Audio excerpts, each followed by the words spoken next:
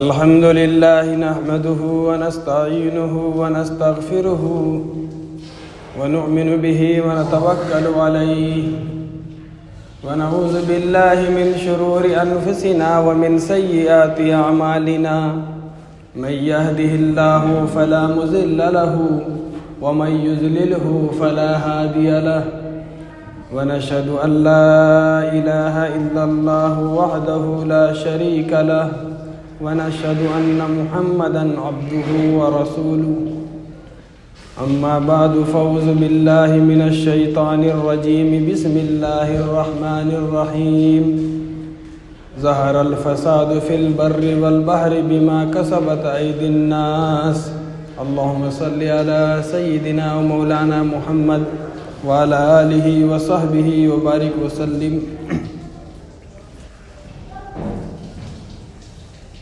میرے بھائیوں، بزرگوں، عزیز ساتھیوں اور دوستوں،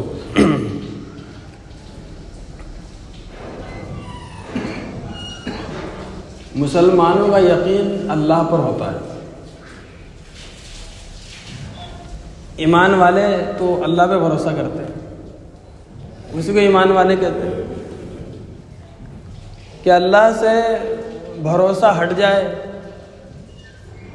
اور اللہ کے غیر پر اس کا بھروسہ آ جائے اور اللہ سے ہونے کا یقین ہٹ کر اس کا یقین اللہ کے غیر سے ہونے کا ہو جائے تو ایسا لگتا ہے کہیں یہ مشرک تو نہیں ہے.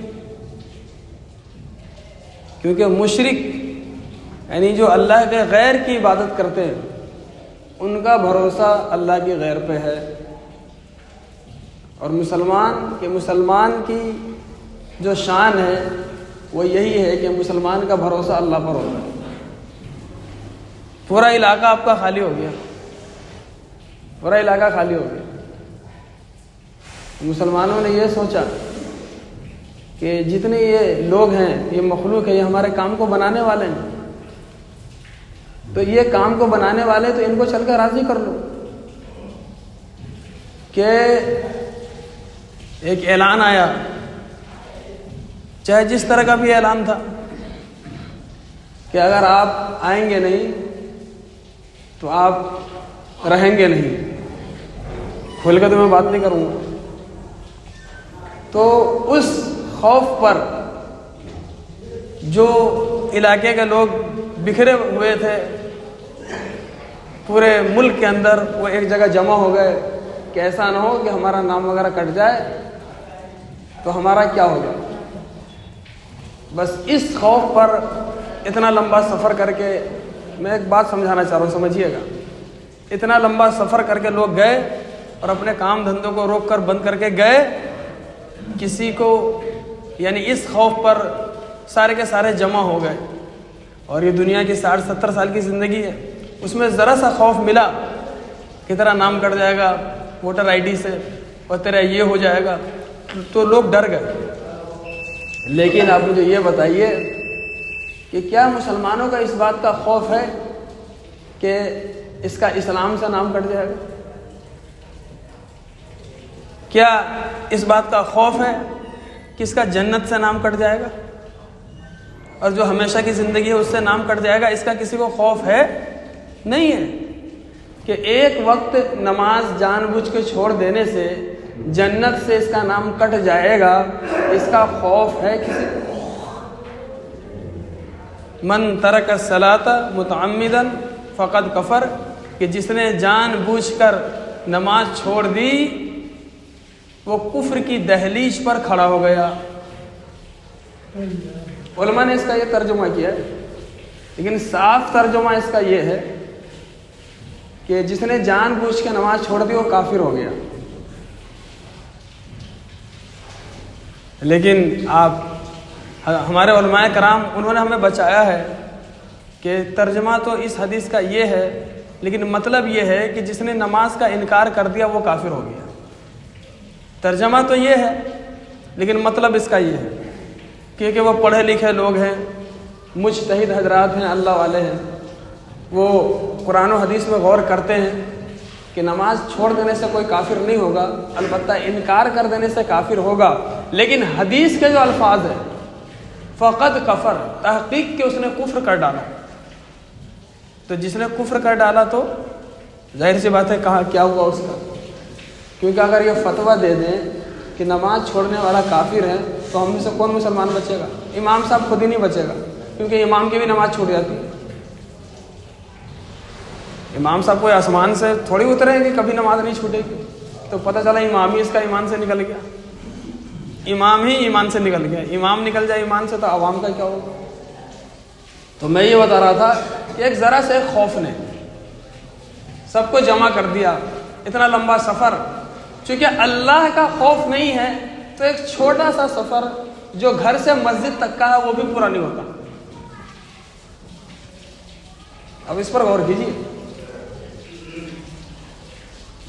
ہم نے اپنے جو ہم جن کے ماتحت میں ہیں اور جو ہم سے بڑے ہیں ان کو ہم نے خدا کا درجہ دے دیا ہے،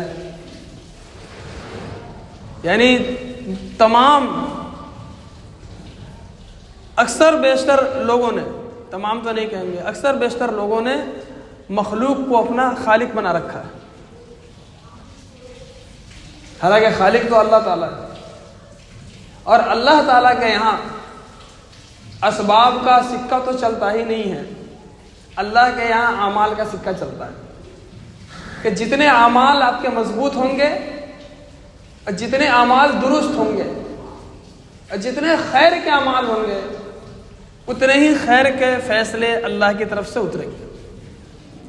فَمَن يَعْمَلْ مِثْقَالَ ذَرَّةٍ خَيْرًا يَرَهُ وَمَن يَعْمَلْ مِثْقَالَ ذَرَّةٍ شَرًّا يَرَهُ، کہ ذرہ برابر بھی کسی نے نیکی کری ہوگی اس کو دیکھ لے گا میدان حشر میں، اور ذرہ برابر بھی کسی نے برائی کری ہوگی اس کو بھی دیکھ لے گا میدان حشر میں۔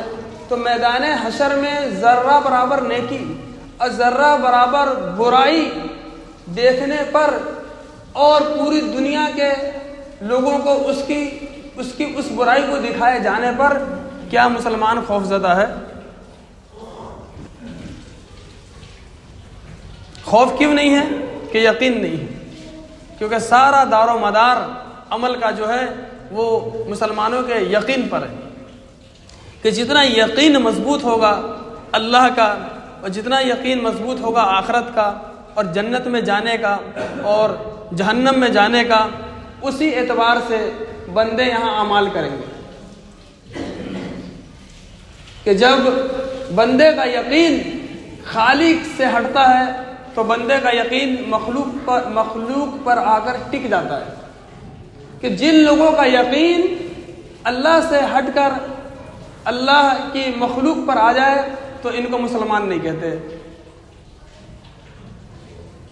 پوری دنیا میں جو ذلت ہے نا اس بار، پوری دنیا میں مسلمانوں کے ذلیل ہونے کی وجہ صرف یہی ہے کہ مسلمان کا یقین اللہ سے ہٹ گیا ہے،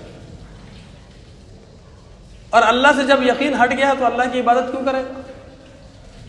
کہ جو مالک ہے نقصان کا، جو مالک ہے نفع کا، اس مالک کے نفع اور نقصان کرنے کا، کہ وہی مالک نقصان کرنے والا ہے، نفع کرنے والا ہے، بندے کا یقین اس پر سے ہٹ جائے تو کیوں اس کی عبادت کرے؟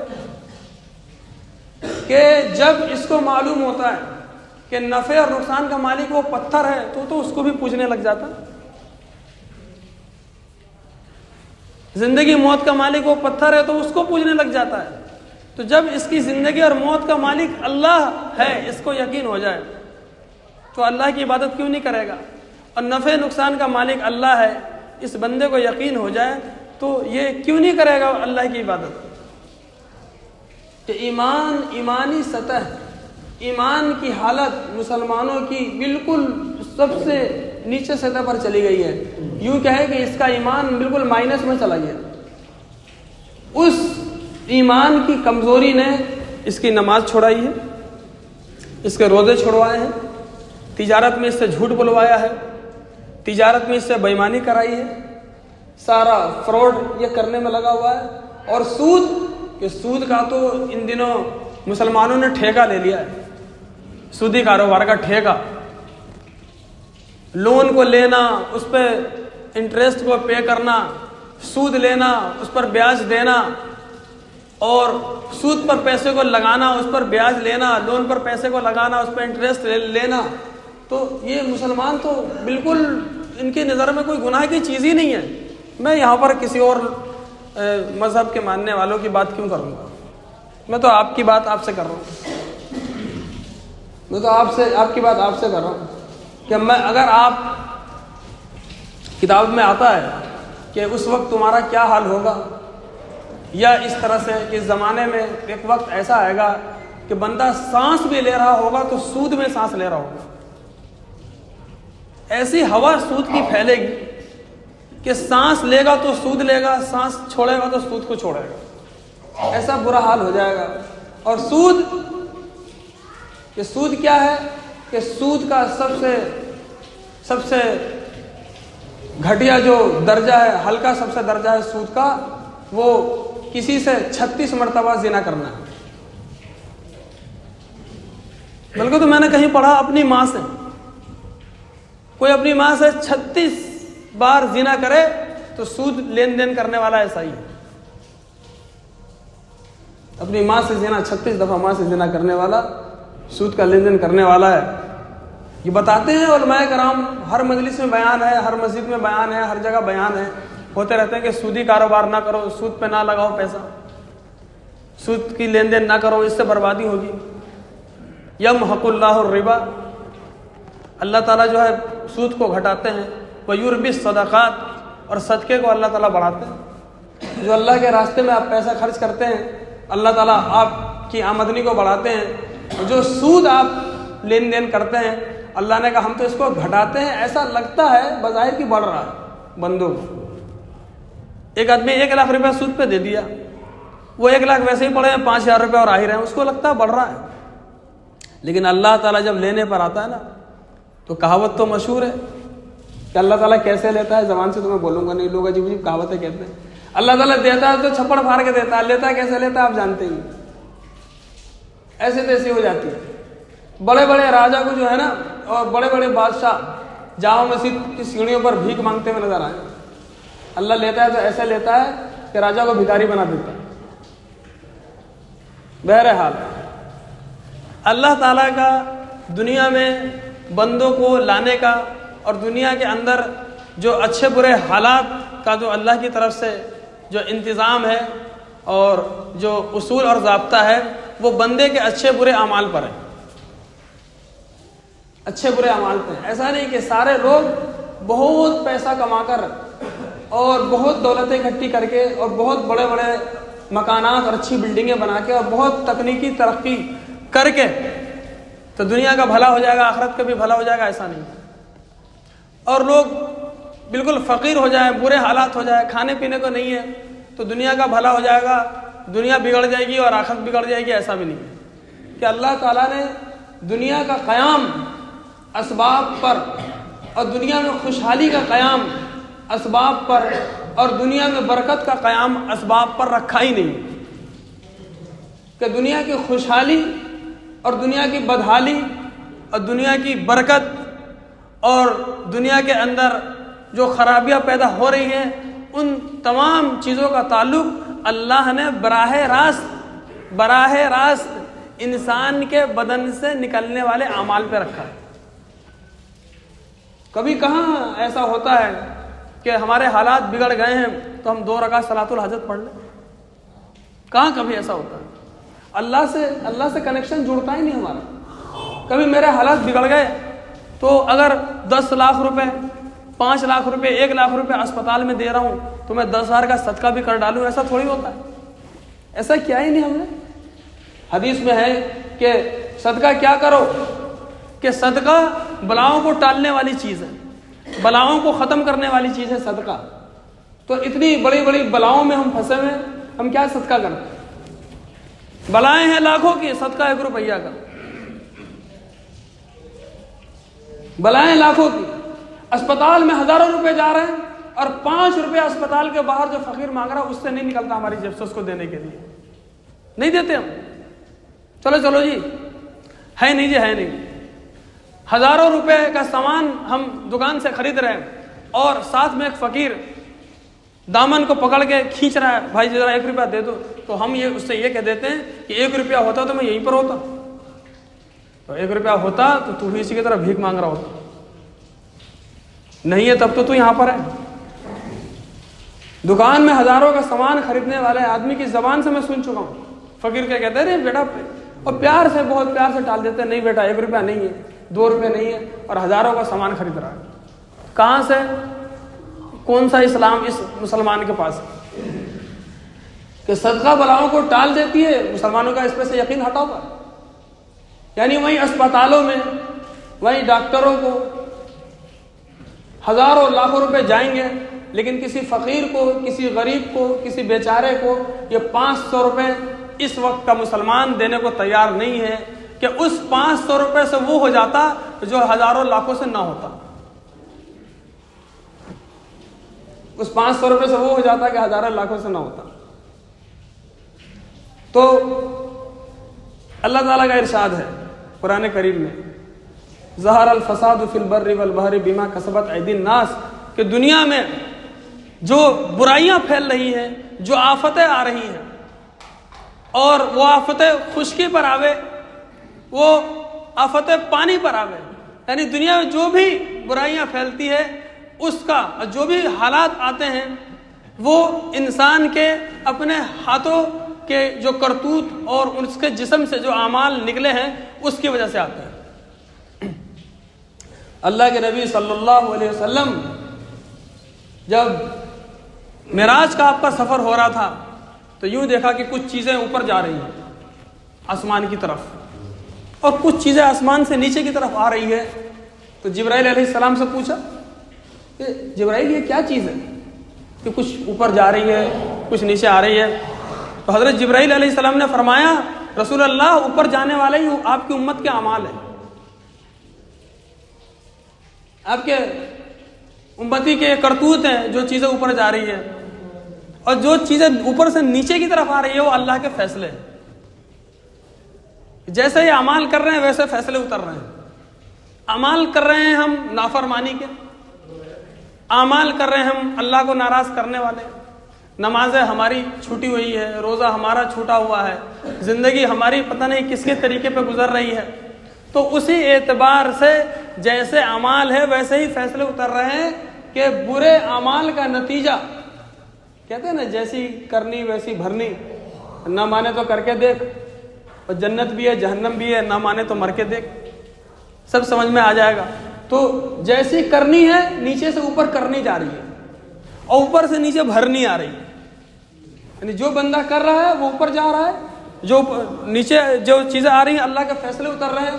تو جب بندہ اعمال کرے اچھے، بندہ اعمال کرے اچھے، تو اللہ تعالیٰ کی طرف سے کیا فیصلے برے اتریں گے؟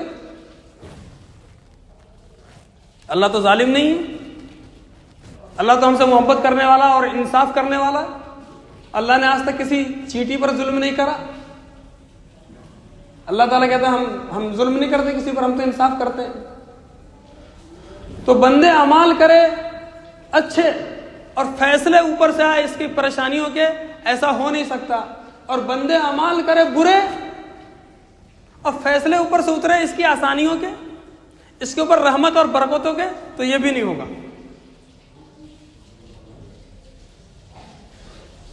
کہ جب بندوں کے اعمال بگڑتے ہیں، جب بندوں کے اعمال بگڑتے ہیں تو اللہ تعالیٰ ان بندوں پر بڑے بڑے ظالم کو مسلط کر دیتے ہیں، اس کے اعمال کو شکل دیتے ہیں۔ پتہ نہیں میری بات آپ کو سمجھ میں آتی کہ نہیں آتی؟ میں یہ کہنا چاہتا ہوں کہ اللہ تعالیٰ ہمارے برے اعمال کو ایک صورت دیتے ہیں، ایک صورت، اس کو ایک شکل دیتے ہیں، اس کی ایک باڈی اور ایک اسٹرکچر ہمارے سامنے بنا دیتے ہیں، جس کا نام ہوتا ہے ظالم بادشاہ۔ جو ہمارے اوپر کوئی ظلم کر رہا ہے اور مسلمانوں پہ کوئی پریشانی آ رہی ہے، وہ کچھ اور نہیں ہے سوائے اس کے کہ اس کے برے اعمال جو دکھتے نہیں تھے، اللہ نے اس کو ایک روپ دے دیا کہ جیسا تم عمل کرو گے ویسے سلطان تمہارے پہ مسلط کریں گے، جیسے تمہارے اعمال ہوں گے ویسے حکمران تمہارے اوپر مسلط کریں گے. کہ اچھے اعمال کرو گے تو حضرت عمر جیسے آئیں گے تمہارے اوپر، اور برے اعمال کرو گے تو فرعون کو مسلط کرے گا تمہارے اوپر. فرعون کسی انسان کا نام ہے؟ فرعون ہمارے یعنی ہر اس ظالم کا نام فرعون ہے جو ہمارے برے اعمال کی وجہ سے ہم پر مسلط ہو جائے. اور ہر اس انصاف پرست اور عادل بادشاہ کا نام عمر فاروق ہے جو ہمارے اچھے اعمال کی وجہ سے اللہ تعالیٰ رحمت اور برکتوں کے ساتھ ہمارے اوپر ڈالتا ہے.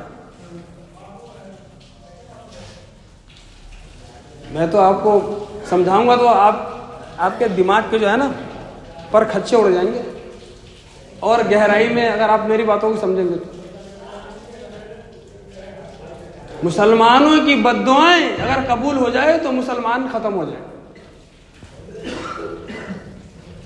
ہے نہیں عجیب سی بات؟ مسلمانوں کی بد دعائیں قبول ہو جائے تو مسلمان ختم ہو جائے. اس لیے اللہ تعالیٰ قبول نہیں کرتا آپ کی بد دعاؤں کو، کہ مسلمان بد دعا کر رہا ہے غیروں کے حق میں، مسلمان بد دعا کر رہا ہے غیروں کے حق میں کہ یا اللہ یہ بہت بڑے ظالم ہے، اس ظالم کو برباد کر دے. یا اللہ ہمارے اوپر بہت ظلم ہو رہا ہے، ہمیں ظلم سے بچا لے.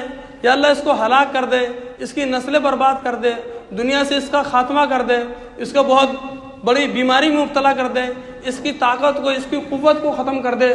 مسلمان بد دعا کر رہا ہے ظالموں کے لیے، مسلمان بد دعا کر رہا ہے غیروں کے لیے، اور اس مسلمان کو پتہ نہیں کہ یہ خود ہی اسلام کا غیر ہے.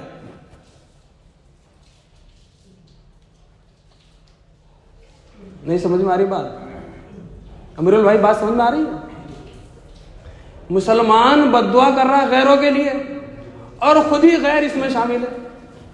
تو اگر وہ بد دعا قبول ہو گئی تو غیر تو یہ خود ہے، یہ کیسے بچے گا اس سے؟ کہ جب یہ حق پر ہو اور دوسرے ظلم پر ہو تو حق پرست کی دعا قبول ہوگی ظالم کے مقابلے میں، اور جب یہ ظالم ہو اور پھر دوسرے ظالم کے لیے دعا کرے تو یہ خود ہی ظالم ہے. تو جو بد دعا اس ظالم پر ثابت ہوگی وہ اس کی ذات پہ ثابت ہو جائے گی. تو اللہ تعالیٰ تو پھر اللہ کی طرف سے فیصلہ آئے گا وہی تو آئے گا کہ یہ خود ظالم ہے اور بد دعا کر رہا ہے کسی ظالم کے خاتمے کی. چونکہ یہ مسلمان ہے، اس کے اندر ایمان موجود ہے اور مجھے ایمان والے کو بھی بچانا ہے، تو اس لیے یہ دعا مجھے قبول نہیں کرنی ہے. اگر یہ دعا میں نے قبول کر لی تو ظالم بھی ختم اور یہ مظلوم، حالانکہ اصل میں یہ بھی ظالم ہے، یہ بھی ختم ہو جائے گا. کہ ظالم کون؟ کہ اللہ کا ہر نافرمان ظالم ہوتا ہے، اللہ کا نافرمان مظلوم نہیں ہوا کرتا. اللہ کا نافرمان مظلوم نہیں ہوتا ہے. اس زمانے میں مسلمان اللہ کی نافرمانی کرتے ہوئے اپنے آپ کو مظلوم سمجھ کر صبر کر رہے ہیں.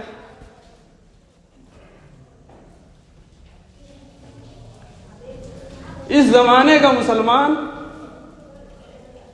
اپنے آپ کو اللہ کی نافرمانیوں کے ساتھ مظلوم سمجھتے ہوئے صبر کر رہا ہے کہ یا اللہ مدد فرما.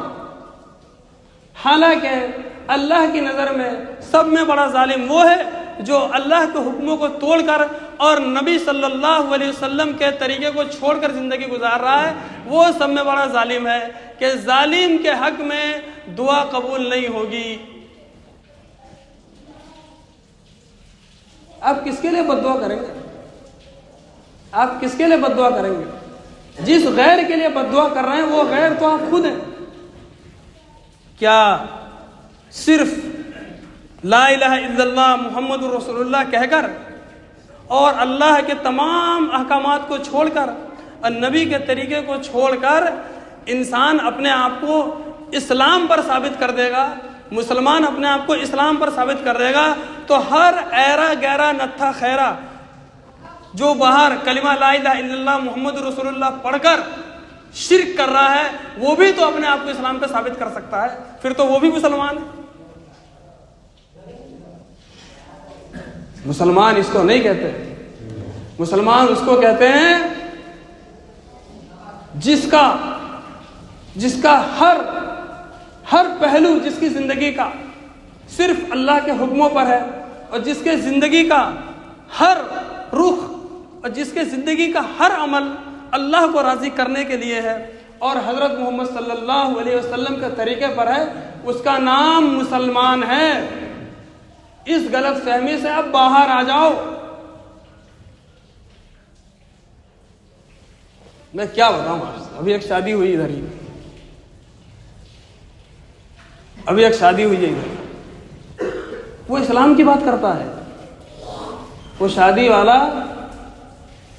والے اس کے گھر والے مجھ سے مسئلے مسائل پوچھتے ہیں اور اب ایسا ثابت کرتے ہیں کہ وہ مسلمان ہیں، اور دکھنے میں بھی مسلمان ہی ہے، کلمہ بھی پڑھتے ہیں، نماز بھی پڑھتے ہیں، مسلمان ہیں۔ لیکن ابھی جو ایک شادی ہوئی ہے، یہاں سے وہاں تک جب لوگ اس کی بارات میں نکلے ہیں تو کیا کوئی غیر اسلامی شادی ہوگی اس کو بھی پیچھے چھوڑ دیا اس نے۔ وہ گانا بجانا، وہ ویڈیو، وہ پٹاخے، وہ گھوڑی، وہ گھوڑا، اور وہ کیا پہنتے ہیں، وہ صحرا، وہ سارا پہن کے، اور کس رنگ کا جوڑا، یہاں سے وہاں تک جو انہوں نے شامت مچائی ہے، اسلام کا جو انہوں نے مذاق بنایا ہے، تو یہ سارے ظالم مل کے یہ بد دعا کرے کہ یا اللہ ان ظالموں کو ختم فرما، تو اس سے پہلے تو اللہ تجھ کو ختم کر دے گا، کیونکہ وہ تو پھر بھی غیر ہے۔ ہمیں تو غیروں نے لوٹا، ہمیں تو اپنوں نے لوٹا، ہمیں تو اپنوں نے لوٹا، غیروں میں کہاں دم تھا۔ یہ اپنے ہیں جو اسلام کو برباد کر رہے ہیں، غیر کیا برباد کریں گے۔ ہمیشہ اسلام کا نقصان اور اسلام کی بربادی ہمارے اندر کے منافقوں نے کیا ہے۔ ہمیں ہمیشہ اپنوں سے چوٹ پہنچی ہے، ہماری تباہی ہمیشہ اپنوں نے مچائی ہے۔ ہماری تباہی کے ذمہ دار ہمارے خاندان، گھر اور ہمارے شہر اور ملک کے خود افراد ہیں، انہوں نے، غیر نہیں، وہ کچھ نہیں کرتے۔ ساری بربادی تو ہمارے گھر والے کرتے ہیں۔ پوری دنیا پر تباہی کا ذمہ دار، لو ایک اور جملہ سنیے آپ، یہ بھی جملہ آپ کو عجیب سا لگے گا۔ پوری دنیا میں تباہی کے ذمہ دار غیر قوم نہیں ہے، مسلمان ہے۔ پوری دنیا میں بربادی کے ذمہ دار غیر قوم نہیں ہے، مسلمان ہے۔ ہر ملک میں جا کر آپ دیکھیے، سب سے جو بدتر اور بدتمیز قوم ہے وہ مسلمان ہے۔ کہیں بھی جائیے، سب سے بد اخلاق، سب سے گندگی میں رہنے والا، سب سے بڑا سنگ دل، پتھر دل اکثریت جو ہے وہ مسلمانوں کی ہے۔ تو پوری دنیا میں جو عذاب آ رہا ہے، اللہ کی طرف سے بربادی آ رہی ہے، اس کا ذمہ دار مسلمانوں کو میں کہہ رہا ہوں اس طور پر آگے سنیے، سمجھ میں آ جائے گی آپ کو۔ یہ مقدمہ قائم ہو رہا ہے، میں اس کا نتیجہ بتاؤں گا آپ کو، نتیجہ بتاتا ہوں میں آپ کو۔ اس طور پر کہ کچھ لوگ سو جائیں، میں تو یہاں بالکل دنیا کے حالات اور آخرت کو سمجھا رہا ہوں، اور کچھ لوگ سو جائیں، تو اس مجلس کی بربادی کے ذمہ دار وہ سونے والے ہیں۔ جس طرح دنیا کے حالات کے ذمہ دار مسلمان ہیں، مسجد کی مجلس کی بربادی کے ذمہ دار مجلس میں سونے والے ہیں۔ یہ تو ثابت یہیں پر ہو گیا مقدمہ۔ بڑے غور سے سن رہا تھا، زمانہ ہم ہی سو گئے داستہ کہتے کہتے، مسلمان کو ساری دنیا میں جا کے جگانا تھا، یہ سو رہا ہے۔ اب سنیے، اللہ تعالیٰ نے کافروں کے بارے میں کہا ہے اولئک کالانعام، کہ وہ جانور ہیں۔ اور سنیے گا بات کو مولانا غور سے، اولئک کالانعام، کہ وہ جانور ہیں جو ایمان والے نہیں ہیں۔ اولئک کالانعام، وہ جانور ہے، بل ہم اضل، جانور سے بھی بدتر ہے۔ جانور ہے، جانور سے بھی بدتر ہیں۔ جو اللہ پر ایمان نہیں لاتے وہ جانور ہے، جانور سے بھی بدتر ہیں۔ یہ قرآن میں ہے۔ کیوں جانور سے بدتر ہے؟ اس لیے کہ جانوروں کو جس طرح کوئی سوچ سمجھ اور ان کا ان کو پتہ ہی نہیں کہ ان کا پالنے والا کون ہے، ان کا جلانے والا کون ہے، ان کا مارنے والا کون ہے، تو جانور جہالت میں ہوتا ہے۔ جانور جم سے جہالت، تو جانور جہالت میں ہوتا ہے۔ اس جہالت کے بنا پر اس کو کوئی خبر نہیں کہ کفر جہالت میں ہے، کہ جہالت کے بنا پر کفر کو کوئی خبر نہیں، کہ اللہ کا غیر جہالت میں ہے، اللہ کو نہ ماننے والے جہالت میں ہیں، تو ان کو اللہ کے بارے میں کوئی خبر نہیں، تو جن کو کوئی خبر نہیں وہ جانور ہیں۔ پورے علاقے کے اندر کتوں کو کوئی خبر ہے کیا ہو رہا ہے؟ یہاں دنیا مٹ رہی ہے اور چیتھڑے پہ کتا لڑتا رہتا ہے، کتے آپس میں کوڑے کے ڈھیر پہ لڑ رہے ہیں، یہاں دنیا مٹ رہی ہے تو کتے کوئی سمجھدار کام کرتے ہوئے دکھتے ہیں کہ نہیں حالات بہت خراب ہے، ہم سدھر کے ایک کونے میں بیٹھ جائیں؟ کبھی دیکھا آپ نے کتوں کو ہم بھونکنا بند کر دیں، ہم کاٹنا بند کر دیں؟ کبھی کتوں نے ایسا کیا؟ کبھی کسی جانور نے، بلیوں نے ایسا کیا؟ کبھی جنگل میں بڑے جانوروں نے ایسا کیا؟ کبھی شیروں نے، کبھی سوروں نے ایسا کیا؟ نکل ہی جاتا ہے اپنے منہ سے، زبان ناپاک تو نہیں ہو گئی؟ عجیب عجیب حالات، لوگ کہتے ہیں سور بولنے سے زبان ناپاک ہو گئی، 40 دن تک کھانا کھائے گا وہ حرام ہو جائے گا۔ توبہ سور نہ بولیں، باقی سب کچھ بول لیں، کچھ نہیں ہوتا۔ اور کسی انسان کو سور نہ بولو یہ گندی بات ہے، لیکن سور کو تو سور کہیں گے، سور کو کم آدمی جا رہا ہے، سور راستے میں چل رہے ہیں اسے کیا کہوں؟ دیکھو اتنے سارے لوگ جا رہے ہیں، اتنے سارے باعزت اچھے لوگ جا رہے ہیں، ان کو یہ کہوں گا، اس کو تو وہی کہوں گا۔ جو جانور جا رہے ہیں، سور جا رہے ہیں، کیا میری نماز اب خراب ہوگی؟ تو اب آگے بات کو سنیے کہ زمانے کے حالات، جس طرح گلیوں کے حالات کے ذمہ دار کتے نہیں ہیں، ان کو کوئی فرق نہیں پڑتا، اور وہ کتے جانور ہیں،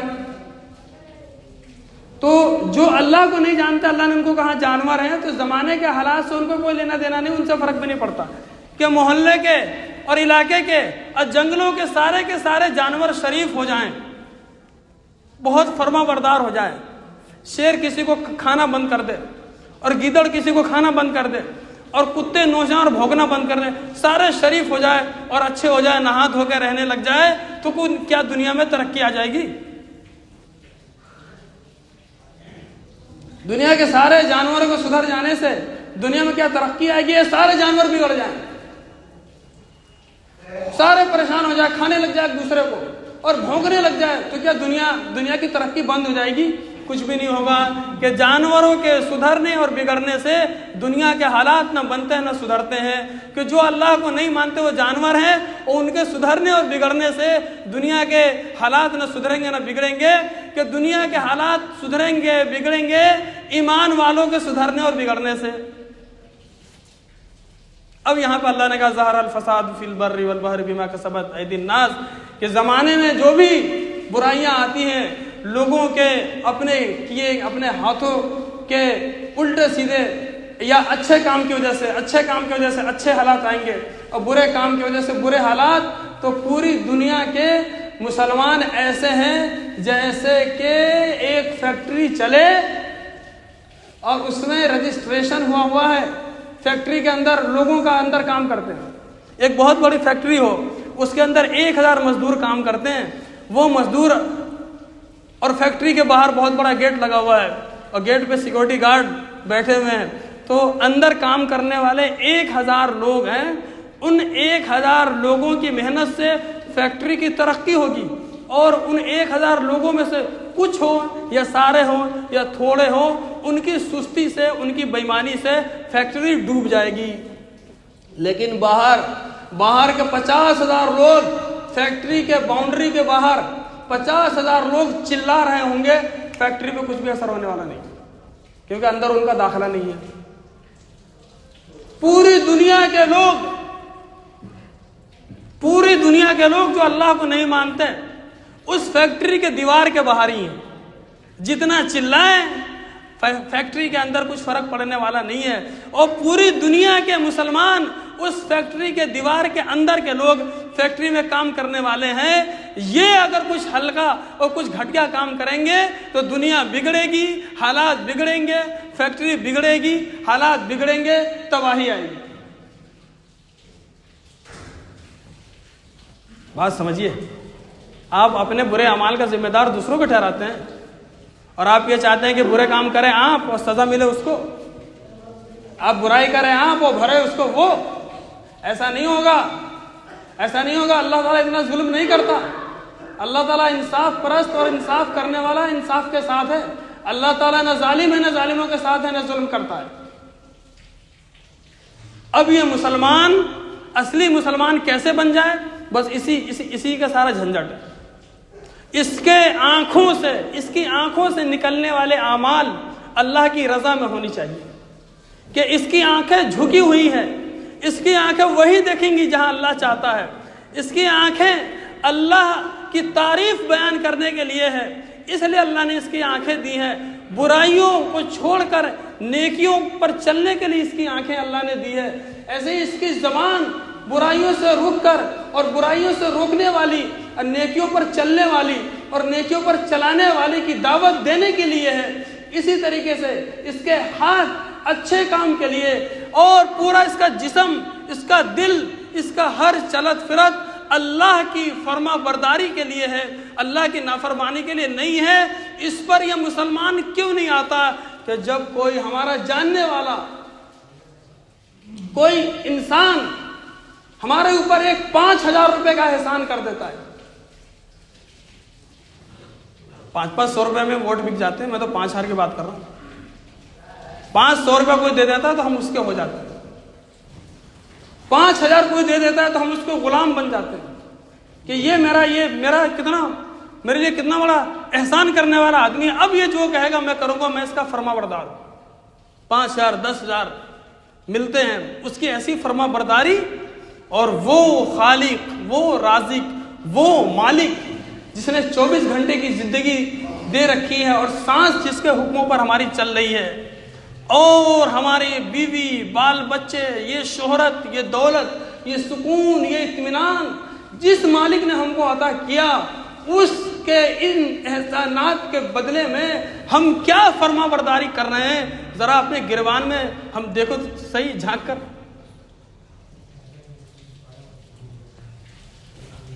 یہ مسلمان یہ تو مسلمان نمازی پر نہیں ہے. سب سے بڑا عمل ہے مذہب اسلام کا نماز. اس نماز پر نہیں ہے. ہر جمعے کو یہ وعدہ کر لو کہ بھائی عصر میں آؤ گے, نہیں آتے. سمجھ میں نہیں آتا کس شیطان کا اس کا حملہ ہے. ان کو کون سے پاگل کتے نے کاٹا ہے ان کو. میری سمجھ میں نہیں آتا کہ کیوں نہیں آتے مسجد میں جب اتنا عالم علماء سمجھاتے ہیں. آخر دنیا کے سارے کام ہوتے ہیں. یہ 15 منٹ اللہ کے لیے سجدے نہیں کر سکتا اللہ کو آ کے 5 دفعہ. یہ 10 منٹ آ کے سجدے نہیں کر سکتا. مسجد میں یہ داخل نہیں ہو سکتا. اور یہ امیدیں کرتے ہیں کہ اللہ کی طرف سے اچھے فیصلے اترے. اور علماء کرام, اللہ والے لوگ, نیک لوگ جب ان سے ملتے ہیں تو حضرت کام نہیں چل رہا, ذرا کوئی دعا کر دیجئے, کوئی تسبیح بتا دیجئے, کوئی سمسیا کھڑی ہو گئی, اس کا کوئی حل نکل جائے. ارے اللہ کو تو نے ناراض کر رکھا ہے تو اس میں مولوی کیا کرے گا؟ کتاب میں تو یوں لکھا ہوا ہے کہ بے نمازی کے حق میں دعائیں قبول نہیں ہوتی. اب میں کیا اس سے بڑی بات بتاؤں کہ نیک لوگوں کی دعاؤں سے بے نمازی کا استحقاق ختم ہو جاتا ہے. نیک لوگ اس کے لیے دعائیں کریں تو اس کے حق میں دعا قبول نہیں ہوتی. جو نماز چھوڑنے والا ہے کہ نماز چھوڑنے والا زنا کرنے والے سے بھی بڑا ظالم ہے. نماز کا چھوڑنے والا قتل کرنے والے سے بھی بڑا قاتل ہے. نماز کا چھوڑنے والا سود خور سے بھی بڑا سود خور ہے. یعنی نماز کا چھوڑنے والا دنیا کے تمام گناہوں سے بڑا گنہگار ہے. ایک وقت کی نماز کا چھوڑ دینے والا. اب اس کے دنیا کا سب سے بڑا ظالم یہ ہے. اب ان کے لیے دعا کرو جی, کوئی تسبیح بتا دو, کونے میں بیٹھ کے پڑھتے رہیں گے. کمال کر دیا تو نے. تو پیر میں سوئی چبھوئے اور اللہ والے سے کہے درد نہ ہونے کی دعا کر دو. ایسا کیسے ہو جائے گا؟ پہلے تو سوئی تو چھوڑ, چبھونا تو بند کر, اعمال پہ تو آ. آپ اعمال پہ آئیے, آپ اللہ کے حکموں پر آئیے, آپ نبی کے طریقے پر آئیے اور آپ ہاتھ اٹھائیے. جو بولیں گے اللہ تعالیٰ وہی کر دے گا. کہ اللہ تعالیٰ کہ وہ لوگ جو اللہ کے نبی کے طریقے پہ چلتے ہیں وہ اللہ کے دوست ہیں. اور اللہ کا دوست کوئی بات اپنی زبان سے نکال دے تو اللہ تعالیٰ اس کی بات کو خالی جانے نہیں دیتے. وہ جو کہے گا وہ ہو جائے گا, وہ جیسا کہے گا ویسا ہو جائے گا. یہ بس شرط یہ ہے کہ ایک بار یہ اللہ کا ہو جائے پھر اللہ اس کا ہو جائے گا. اب جب اللہ تیرا ہو گیا تو جو اچھا لگے، جو تجھے اللہ سے مانگنا ہے مانگ لے، اللہ تو تیار ہے تجھے دینے کے لیے. لیکن تو اللہ کا دشمن بنا بیٹھا ہے اور اللہ تعالیٰ اپنے دشمن کی مدد نہیں کرتا. اس لیے توبہ کرو. اس لیے آپ آؤ عمل پہ، آپ آؤ عمل پہ، آپ ایمانیات پہ آؤ، معاملات کو سدھارو، سنتوں پہ آؤ، اپنے چہرے بدلو، اپنے چہرے بدلو. ہم بھی مشرک اور تم بھی مشرک. ایک مشرک کہتا ہے، مشرک کی طرف سے ایک الزام آپ پر، ہم بھی مشرک تم بھی مشرک، بات جب یہ صاف ہے، اور جنتی تم اور دوزخی ہم، یہ کوئی انصاف ہے؟ جیسے ہم ہیں ویسے تم، جیسے ہماری کرنی ویسی تمہاری کرنی، جیسے میرے بول ویسے تیرے بول. تو ہو جائے اچھا میں ہو جاؤں برا، یہ کیسے ہو جائے گا؟ تو ہو جائے جنتی میں جہنمی، یہ کیسے ہو جائے گا؟ ارے یہ تو ناانصافی ہو جائے گی. اس لیے اپنے آپ کو اللہ کے حکم اور نبی کے طریقے پہ لائیے تو اللہ کی مدد آئے گی انشاءاللہ. کریں گے انشاءاللہ. مولانا جلدی کیجیے.